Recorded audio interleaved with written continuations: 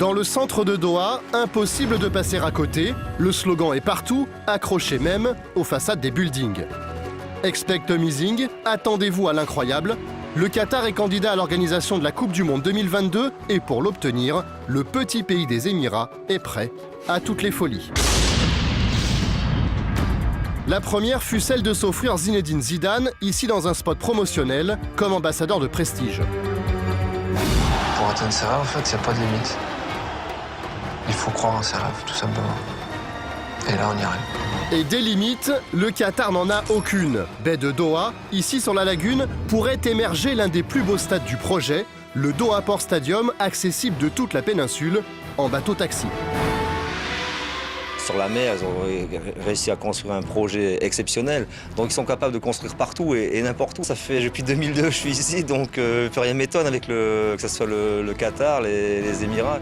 Le Doha Port Stadium ou encore l'Iconic Stadium, un vaisseau spatial de 86 000 places. Un projet qui emballe aussi l'ex-lyonnais Juninho au Qatar depuis 1 an et demi.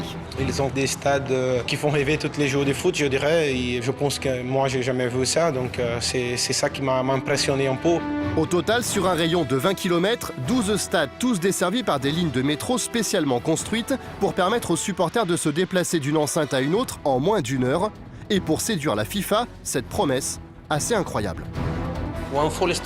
Un stade entier sera désassemblé à la fin de la compétition. Certains autres seront partiellement démontés. Et tout ça sera livré en kit à des pays ou des fédérations en Afrique. Reste un problème de taille, la chaleur, 45 degrés en plein été. Ceci est le stade témoin, un stade de foot miniature si vous préférez.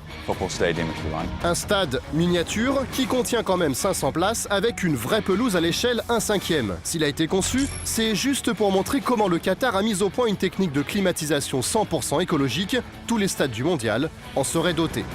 Si vous regardez en dessous de vos sièges, vous pouvez voir une petite grille, c'est de là que vient l'air frais.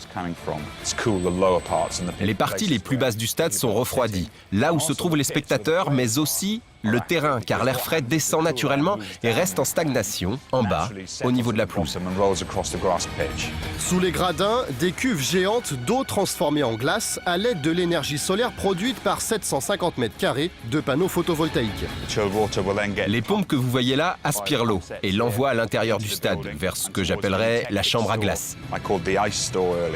12 stades donc, entièrement climatisés pour un pari fou chiffré à 4 milliards de dollars et qui pourrait s'avérer très juteux pour la FIFA dans une région qui comptera en 2022 quelques 500 millions d'habitants, dont la moitié aura moins de 25 ans. Ici, le football partout. Vous ouvrez votre télévision, chaîne de télé, on parle du football en longueur de journée. Ici, vous pouvez manger du football du matin au soir. Donc ça prouve qu'il y a une vraie passion du football. Je crois que c'est un vrai challenge pour le Qatar, mais aussi un vrai challenge pour la FIFA. Après la première Coupe du Monde organisée sur le continent africain, 2022 sera-t-elle l'année d'une première au Moyen-Orient ? En tout cas, de tous ses concurrents, le Qatar ne possède pas le projet le moins séduisant.